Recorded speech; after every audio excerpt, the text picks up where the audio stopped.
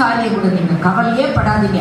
ஒரே சீக்கிரட் என்னன்னா, அவரை மட்டும் நம்புங்க, அது போதும். ஸ்தோத்திரம். அவரையே சாமி, ஆண்டவரே எனக்கு கால் வலிக்குது, என்ன பண்ணுறீங்க, என் கால் வலியை மாற்றுங்க அப்படி சொல்லணும்.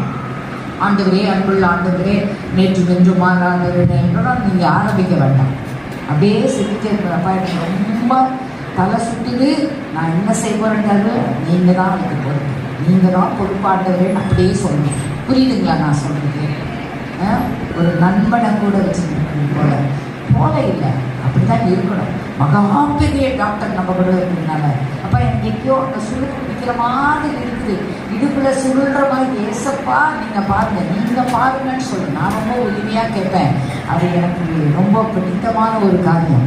அதுக்குள்ள காரணத்தையும் சொல்லிடுவார். அதான் விஷயம்.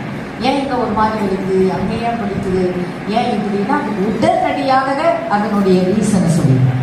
ரொம்ப